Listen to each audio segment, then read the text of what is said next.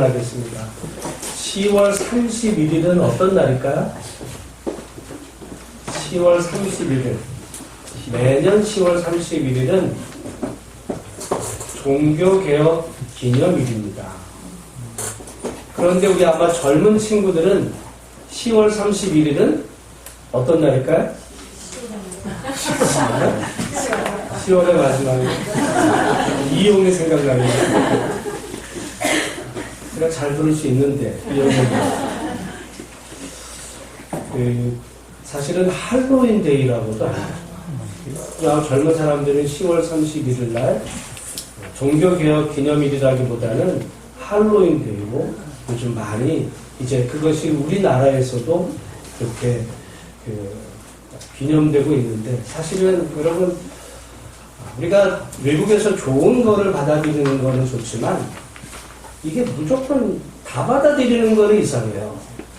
할로윈데이가 제가 처음에 미국에 가서 우리 그때 이 할로윈데이 깜짝 놀랐어요. 그러니까 할로윈데이가 되면 거의 한 달 전부터 막 그 할로윈 축제 옷 사고 막 집안을 장식하고 이런 일들이 뭐 아주 대대적으로 벌어지는데, 그날 되면은 아이들이 막 이 유령 옷을 입고 막 뭐 해골 같은 거 막 이렇게 분장하고는 학교 안에서 퍼레이드도 합니다. 그리고는 집집을 돌아다니면서 이제 트릭 오아 트릿, 그러니까 과자나 초콜릿 안 주면 괴롭힐 거야, 이런 거거든요. 유령 복장하고. 이게 유래가 있어요. 고대 켈트족이라고 하는 고대 이제 유럽의 그 사람들이 10월 마지막 날이 그들은 한 해의 마지막 날이라고 봤어요. 그 한 해의 마지막 날 죽음의 신에게 제사를 드리는 날이었습니다. 그래서 그날 죽은 영혼들이 이제 평안하기를 기원했고, 이제 그렇게 하지 않으면 악한 영혼이 살아있는 사람들을 괴롭힌다. 그래서 그렇게 하지 못하도록 이제 10월 마지막 날 그들이 이제 죽음의 신에게 제사 드리는 그 전통이, 이게 이제 미국으로 와가지고는 상업화가 돼서는 어떻게 보면 그걸 축제라고 그러는데 엄청난 축제입니다. 거의 한 달 내내 이거 할로윈 데이 얼마나 그게 대대적인 행사를 하는지 깜짝 놀랄 정도예요. 그러다 보니까 교회에서는 그걸 심각성을 느끼고 할로윈 데이라 안 하고, 어떤 교회들은 할렐루야 데이로, 똑같은 10월 31일을 할렐루야 데이로 모여서 기도하는, 예배하는 그런 날을 갖기도 하는데, 이 10월 31일은 어떤 날이라고요? 종교개혁 기념일입니다. 저는 사실은 미국에서 이 할로윈 데이를 접하면서 이 종교개혁 기념일이 얼마나 중요한가에 대해서 다시 한번 생각해 보게 됐어요. 지금부터 약 500년 전 1517년 10월 31일 날 당시 중세교회가 이 면죄부를 팔았습니다. 사실은 면죄부라기보다는 그것은 면벌부에 가까워요. 면벌부. 벌을 면해주는 어떤 이런 허가증을 이제 중세교회가 팔기 시작한 것에 대해서 잘못됐다라고 주장하던 마르틴 루테가 비텐베르크라고 하는 자기가 교수하는 그 대학 정문에 95개의 조 항목, 면벌부의 이 잘못된 그 조항들에 대해서 뭐가 잘못됐는지에 대해서 95개 조목조목 그것을 기록한 그 날, 10월 31일 날, 그것이 이제 하나의 불씨가 당겨져서 거대한 산불을 이루게 되었고, 결국은 이 중세교회에서 개신교가, 프로테스탄트가 이제 시작이 되는 그 날이 1517년 10월 31일이었다는 사실이죠. 그래서 저는 이 종교개혁 기념일이 매우 중요하다, 그렇게 생각을 합니다. 오늘 여러분, 지금은 사람이 죽으면 가는 곳은 두 가지라고 봐요. 하나는 안 믿는 사람은 어딜 가겠죠? 죽은 다음에 지옥. 믿는 사람은 다 천국이에요. 근데 여러분 한번 생각해 보세요. 믿는 사람도 수준이 있어요. 어떤 사람은 정말 열심히 하나님 앞에서 거룩하고 정결하게 믿는 사람이 있고, 근데 어떤 사람은 표현이 좀 그렇지만 좀 신앙에서 좀 날라리예요. 날라리. 거의 이게 믿는 건지 아닌지 이렇게 좀 그런 신앙생활을 한 사람이 이제 죽었어요. 그런데 그 같은 그 죽은 다음에 같은 곳으로 간다라고 하기에는 사람들의 생각 속에 이상하다는 생각이 아마 여러분 들지도 모릅니다. 여러분이 혹시라도 어떤 분이 누군가가 이제 죽음을 맞이했는데 그 사람이 정말 살아있는 동안에 믿음 생활 잘했으면 천국 갔다 그렇게 믿지만 간혹 어떤 사람들 가운데는 옛날에 교회를 다니기는 했다는 것 같긴 한데 진짜 다닌 건지 아닌지 긴가민가 하는 분이 있어요. 그런 사람은 어떻게 됩니까? 장례를 집례하는 입장에서 애매할 때가 있어요. 그래서 중세 사람들은 어떻게 생각했냐면 믿지 않는 사람이 죽으면 그건 당연하게 지옥이고, 그러나 믿는 사람들 가운데서 죽음 이후에 두 종류의 세상이 열린다 봤어요. 하나는 천국이죠. 그 천국은 예수님이 계신 거예요. 그리고 예수님 같이 살았던 사람들, 거룩하고 정결하게 이 땅에서 살던 사람이거나 아니면 순교자로 살았던 사람들은 그 영혼이 죽음의 그 순간 하나님 품에 안깁니다. 그런데 문제는 그렇지 않은 대부분의 사람들 믿기는 했어요. 왜냐하면 여러분 중세는 거의 다 그게 교회를 다니지 않으면, 교회 소속되어 있지 않으면 그거는 그 시민의 법에서 어긋났기 때문에 모든 사람들이 다 교회에는 소속이 되어 있었어요. 그런 사람들이 이제 죽게 된 경우에 사람들은 이 땅에서 그가 지었던 죄에 대한 죄에 대한 이 벌을 충분히 받아서 그의 모든 죄가 다 씻겨진 후에야 하나님이 계시는 영원한 천국에 들어간다. 그 죄가 씻겨지는 기간, 장소가 어디냐면 그것을 중세교회가 연옥이다 이렇게 얘기했어요. 그러니까 여러분 대부분의 사람은 죽으면 천국을 갈까요? 연옥을 갈까요? 연옥에 간다 생각했어요. 그런데 루터가 성경을 연구하던 교수기도 했습니다. 성경을 보다 보니까 그 연옥에 대한 이 부분이 없는 게 문제가 아니라 사실은 루터만 해도 연옥에 대한 것을 인정한 부분이 있어요. 그런데 문제는 그 당시에 중세교회가 성 베드로 성당을 짓는 과정에서 자금이 부족하다 보니까 사람들에게 이 면벌부를 팔기 시작했습니다. 그래서 죽으면 다 연옥에 갈 수밖에 없는데 또 그 부모 가운데서도 연옥에 갈 수밖에 없었던 그 부모 조상들, 그들을 위해서 당신이 이 헌금을 하면 그 헌금의 동전이 헌금궤에 땡그란하고 떨어지는 그 순간 그 영혼이 연옥에서 천국으로 올라간다. 그것을 이제 중세교회가 주장하고 이 면죄부를 파는 것에 대해서 마르틴 루터가 그것이 부당하다라고 주장하고 이 면죄부 판매의 부당함을 알리는 95개 조항이 이제 걸리게 되면서 마침내 정말 그 중세교회의 들불과도 같이 개혁의 그런 흐름이 시작이 되어서 오늘 우리 예수소망교회가 속한 이 장로교회와 또 개신교회가 탄생하게 되었던 그런 뜻깊은 날이기도 하는 거거든요. 여러분, 오늘 이 종교개혁의 이 기념주일을 맞으면서 그 종교개혁자들이 가장 소중하게 여겼던 것이 이 오직 성경이라는 것입니다. 오직 성경. 솔라 스크립투라. 왜냐하면 여러분 우리가 이렇게 목회적인 관점에서 보면 저도 어떤 때는 차라리 좀 연옥이라는 데가 있으면 좀 좋겠다는 생각을 가질 때가 있어요.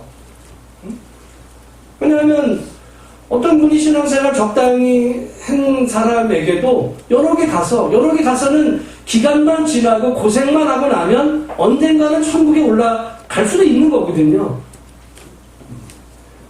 그런데 문제는 연옥이라는 그 부분에 대한 것이 성경에 기록되어 있지 않다는 것이고, 이제 그 마르틴 루터는 로마서 말씀에 내가 복음을 부끄러워하지 아니하노니 이 복음은 모든 믿는 자에게 구원을 주시는 하나님의 능력이 됩니다. 먼저는 유대인에게요, 그리고 헬라인에게로다. 복음에는 하나님의 의가 나타나서 믿음으로 믿음에 이르게 하나니 기록된 바 오직 의는 믿음으로 말미암아 살리라.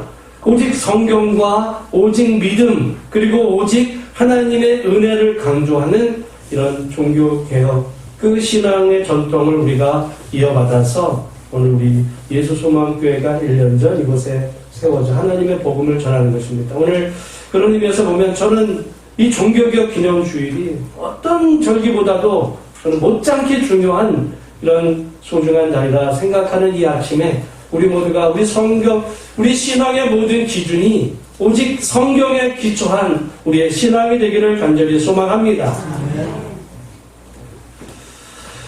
우리가 이 성경을 그런 의미에서 보면 성경이 귀중하다라고만 주장할 것이 아니라 성경을 사실은 펴서 읽어야 되잖아요. 그래서 우리가 이 말씀 묵상을 하는 가운데 11월 달부터는 큐티인으로 묵상을 한다 이렇게 말씀을 드렸습니다.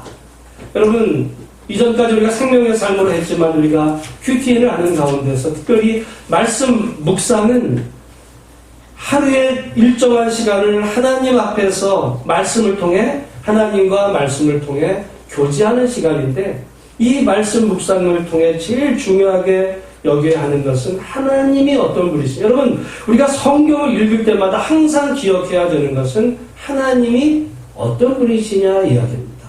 이 말씀 가운데 내게 어떤 구절이 은혜가 되느냐라는 것 떠나서 하나님이 어떤 분이시냐. 그래서 우리가 성경을 날마다 읽으면서 하나님이 어떤 분이신지를 바로 알아갈 때 그만큼 하나님과 또한 하나님을 아는 우리의 지식이 점점 자라가서 정말 하나님을 더 깊이 알고 하나님을 더 잘 믿는 그런 믿음의 성도로 우리가 자라가는 것. 여러분, 결실의 계절이죠. 우리가 어떤 그 곡식의 결실만 있는 것이 아니라 우리의 신앙의 이 내용들도 아름다운 열매로 하나님을 아는 정도와 깊이가 더 깊어지고 넓어지고 더 자라서 그리스도의 장성한 분량에까지 자라가는 우리 모든 성도들이 다 되시기를 주의 이름으로 축원합니다. 우리가 저는 이 창세기 말씀을 통해서도 우리가 늘 기억해야 되는 것은 하나님이 어떤 분이시냐에 대한 이야기인데요. 저는 이 창세기 말씀을 통해 제일 먼저 기억되는 것은 하나님은 기다리시는 분이라는 사실입니다. 우리 한번 따라하겠습니다. 하나님은 기다리시는 분이다. 제가 이 노아 홍수 이 사건은 어느 날 갑자기 노아 시대의 세상 사람들이 타락한 것에 대해서 하나님이 화가 나셔서 그냥 하늘문을 여시고 물을 쏟아내리신 사건이 아니에요. 이 사건은 이미 약 1000년 전에 에녹이 무드셀라를 낳을 때부터 하나님은 그때의 에녹에게 경고하셨고, 그 무드셀라의 인생은 이제 세상을 향하신 하나님의 심판과 그 맥락이 다 있습니다. 그러니까 우리가 이 홍수 사건이 무드셀라가 태어나던 그해, 여러분 무드셀라가 몇 년 살았죠? 969살. 그런데 공교롭게 성경을 우리가 보면 무드셀라가 죽던 해에 노아 나이 600세고 노아 나이 600세에 홍수가 이 땅에 임합니다. 그러니까 하나님은 어느 날 갑자기 화가 나셔서 세상을 심판해야 되시겠다 이렇게 발끈하셔서 여러분 세상을 물로 심판하신 것이 아니라 이미 1000년 전부터 에녹과 그의 아들 무드셀라, 그의 아들 라멕, 그리고 또한 라멕의 아들 노아 통해서 끊임없이 세상을 향하신 하나님의 마음을 전하셨고, 그들이 끊임없이 하나님께로 다시 돌아오기를 기다리셨던 하나님, 마침내 노아 480 나이에 하나님은 노아에게 방주를 짓게 하셨고, 그 120년의 그 기간 동안 세상을 향한 하나님의 심판을 경고하시고, 마침내 홍수가 임하기 7일 전까지도 끊임없이 세상 모든 사람들이 자신들의 죄를 회개하고 하나님께로 돌아오기를 기다리셨던 하나님. 저는 노아 홍수를 보면서 볼 때마다 하나님이 어떤 분이시냐? 하나님은 우리가 하나님 품으로 돌아오기를 지금도 기다리시는 하나님이신 줄로 믿습니다. 지금 하나님 우리가 하나님 품으로 돌아오기를 기다리신 하나님인데, 여러분 우리가 인생을 살아가다가 때로는 우리는 어떤 화가 나서 어떤 행동을 하기도 할 수 있지만은, 그러나 여러분 누가복음에 보면 두 아들 이야기가 나와요. 둘째 아들이 아버지가 살아있는 가운데 자기의 그 유산의 몫을 받아 먼 길로 가서 그 모든 그 유산을 탕진하고 이제 아버지의 명예와 또한 아버지의 모든 것들을 다 허비합니다. 그런데 그 아버지는 그 아들이 돌아오기를 기다리고 계셨고, 마침내 그 아들이 돌아오는 것을 멀리서 보고 그 발로 뛰어가서 그 아들을 안아주셨던 그 아버지가 오늘 우리가 성경에서 만나는 하나님이시다. 하나님의 모습은 동일합니다. 오늘 우리가 이 시간 기억할 때, 우리는 때로 누군가가 실수하고 잘못하면, 그래서 멀리 떠나면, 그러면 못 기다리는 경우가 많지만, 그러나 우리 하나님은 언제나 우리를 기다리시고 또한 돌아오기를 기대하시는 하나님이시라는 사실, 우리 모두 기억하는 우리 모두가 되기를 주님의 이름으로 축원합니다. 기다리신 하나님은 때로는 우리에게 기다리게 하세요. 오늘 여러분 창세기 8장에 보면 그 노아의 이 방주 안에서 여러분 그 노아로 하여금 그 방주 밖으로 나가기를 여러분 노아가 얼마나 기대했을까. 성경에 여러분 무드살라가 969살을 살았을 때는 그 이야기는 그냥 한 줄이에요, 한 줄. 그런데 여기 지금 노아 홍수가 임해서 그 물이 빠지는 그런 이야기들 속에 자세하게 기록이 되거든요. 이 마음 안에 담긴, 이 말씀 안에 담긴 노아의 심정은 어찌 보면 물이 빠지는 것을 초조하게 기다리는 노아의 마음들이 이 안에 다 담겨 있다라고도 볼 수 있어요. 그러면 여러분 노아 방주 안에 있었던 그 홍수 기간이 얼마나 되는가? 우리 한번 창세기 7장 한번 11절 말씀 같이 한번 읽어보겠습니다. 시작. 노아가 600세 되더니 둘째 달 곧 그 달 열이 된 날이라. 그날에 큰 기쁨의 샘들이 터지며 하늘의 창문들이 열려 40주야를 비가 땅에 쏟아졌다. 언제 이 홍수가 내리기 시작이 됐냐면 노아가 600세 되던 둘째 달 곧 그달 열이 된 날 비가 쏟아지기 시작을 했죠. 40주야를 비가 땅에 쏟아졌고 24절에 보면 물이 150일을 땅에 넘쳤다가 언제 땅이 마르냐면 8장 13절 14절 말씀입니다. 네, 한번 같이 읽겠습니다. 601년 첫째 달 곧 그달 초 하룻날에 땅 위에서 물이 거친지라. 노아가 방주 뚜껑을 제치고 본즉 지면에서 물이 거쳤더니 둘째 달 21의 날에 땅이 말랐더라. 이제 드디어 둘째 달 21의 날에 땅이 마르고는 방주에서 노아가 나옵니다. 그러면 여러분 노아가 방주에 있었던 기간은 얼마나 되냐 보니까 물론 비가 내리기 일주일 전에 이제 들어가는 거 있지만 여러분 7장 11절하고 8장 14절에 보면 노아 600세 되던 해에 비가 내리기 시작했는데 이제 방주에서 나올 때는 노아가 몇 살 했어요? 601년. 그리고 쏟아지기 시작했던 것은 둘째 달 곧 그달 열일의 날이었는데 여러분 나온 것은 둘째 달 20일의 날이에요. 20일의 날.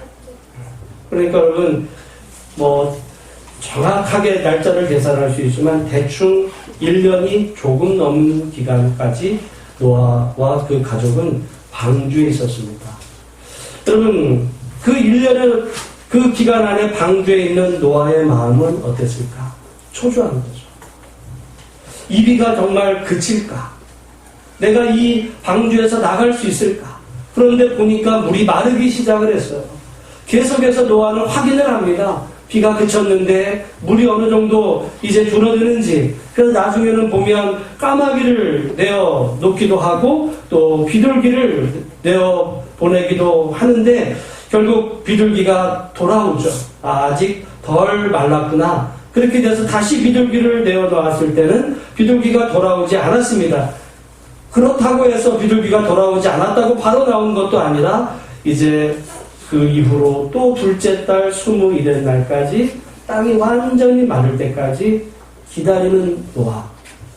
여러분, 하나님은 기다리신 분이기도 하지만 우리 사람들에게도 기다리게 하시는 분이에요. 기다리게 하시는. 여러분이 어쩌면 어떤 일을 지금 어떤 기도를 통해서든지 어떤 바라는 것들이 이루어지기를 지금 뭔가 기다리는 시간이십니다. 그런데 여러분, 하나님은 얼마를 기다리셨어요? 사람이 돌아오기를? 1000년. 근데 지금 노아는 방주에서 지금 몇 년, 얼마를 기다려요? 1년. 1년. 그런데 여러분, 우리가 이 기다린다는 것은 정말 힘든 일이에요. 뭔가 간절히 바라는 어떤 그런 목적이 이루어지기를 기다리는 거. 어려운 일이죠. 가령 여러분의 자녀나 또는 어떤 문제가 생긴 그 문제가 해결되기를 여러분이 기다린다고 한번 생각해 보세요. 이게 언제쯤 이 문제가 해결될까? 정말 하루의 그 시간, 한 달이 정말 뭐 10년, 뭐 아주 긴 그런 시간처럼 여겨지는데 그러다 보면 이 문제가 영원히 해결되지 않는 건 아니야? 이런 생각을 가질 때가 있어요. 노아도 그 방주 안에서 이게 물이 영원히 차 있는 거 아니야? 더 이상 우리에게 희망이 없는 거 아니야? 이런 생각을 가질 법한 이 초조한 마음이 창세기 8장에 여러 가지 사건을 통해서 여러분, 만약에 이런 것을 기록하지 않고 그냥 하나님이 여기 지금 8장 13절 4절로 이제 물이 비가 내리기 시작했고 둘째 날 21일 날에 땅이 마르고 하나님이 노아와 그 가족을 방주 밖으로 내보내셨다. 이렇게 기록할 법도 해요.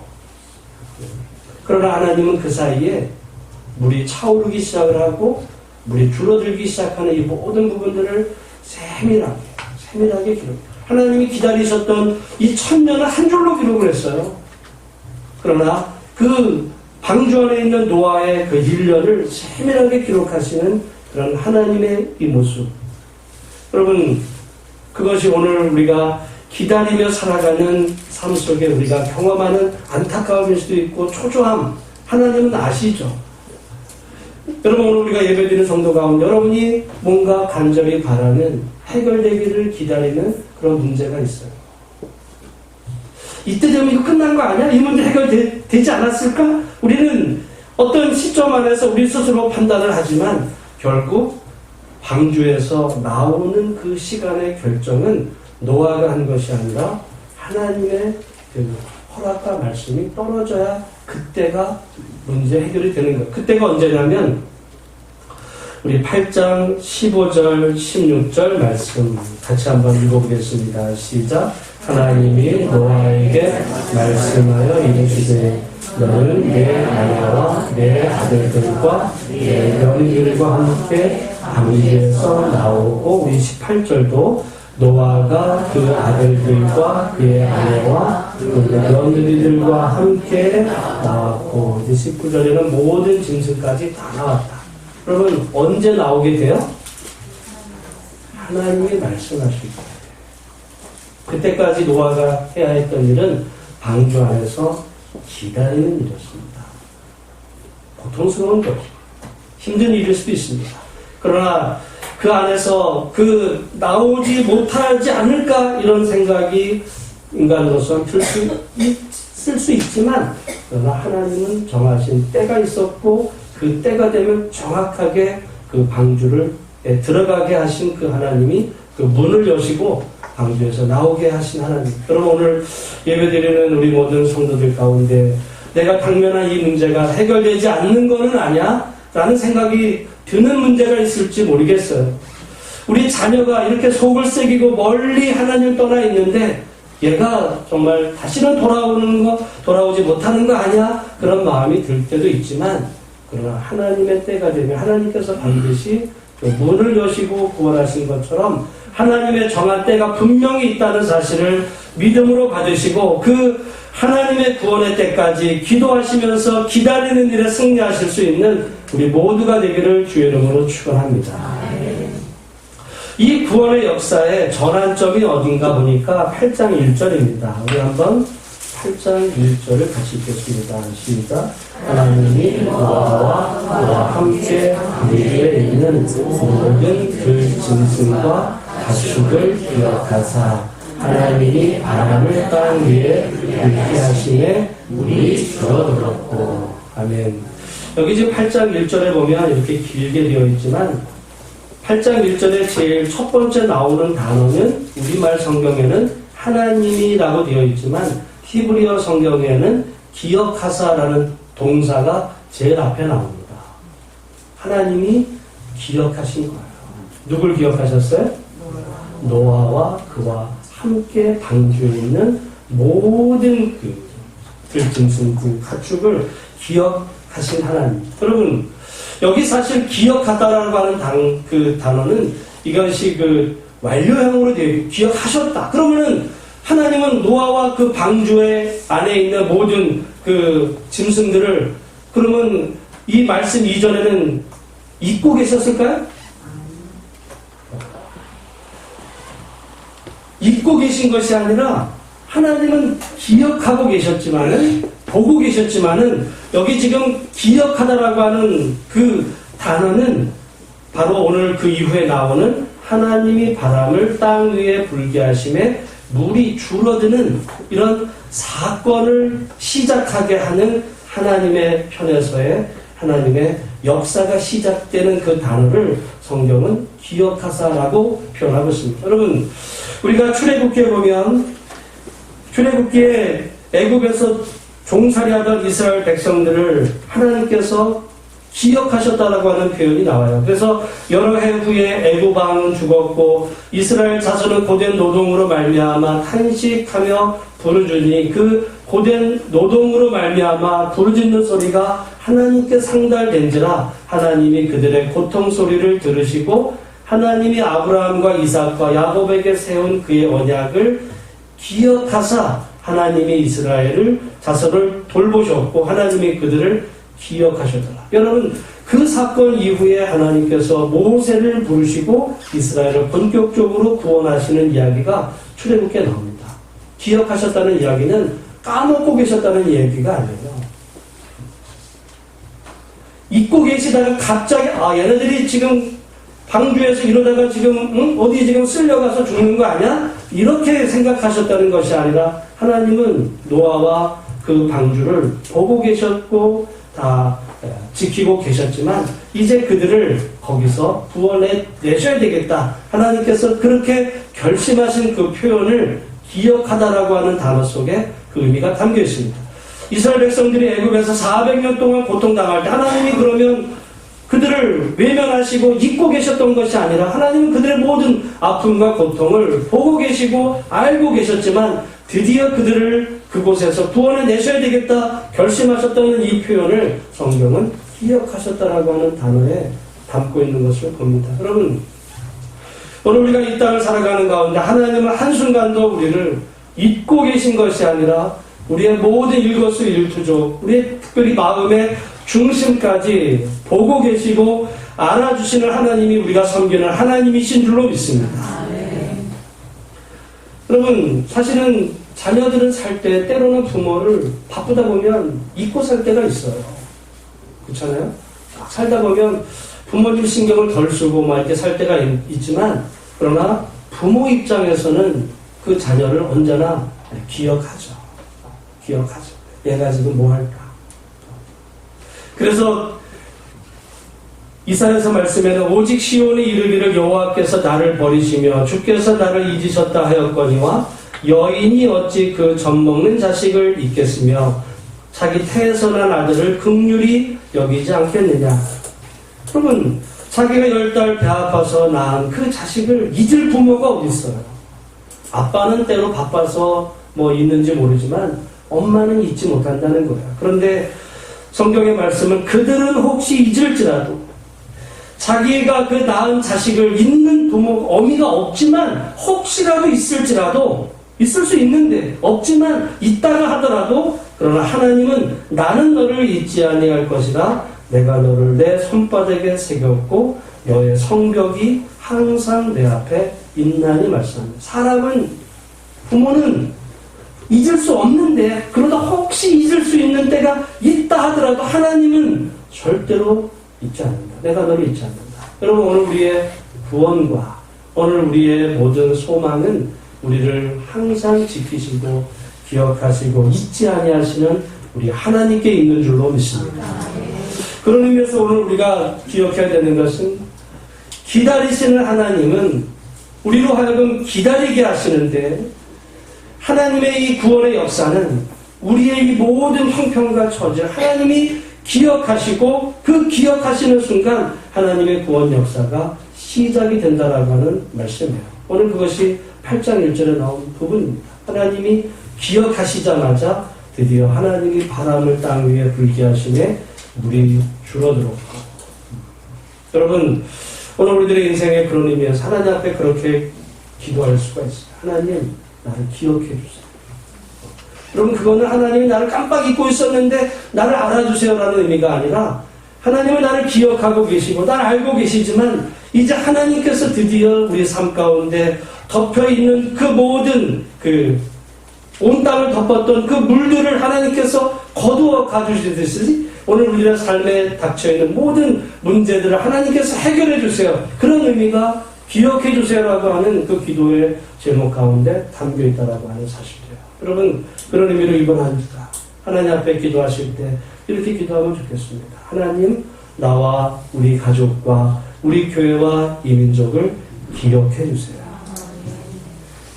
다시 말씀드리지만 하나님의 무슨 치매에 걸리셔서 잊었다는 얘기가 아닙니다. 기억하달라는 이야기는 하나님께서 역사하셔 달라고 하는 그런 마음이 그 안에 담겨 있는 것입니다. 하나님이 기억하시는 순간 하나님의 우리를 향하신 구원의 역사가 시작이 될 줄 믿습니다. 여러분 사람은 살다가 때로는 오래 만나지 않으면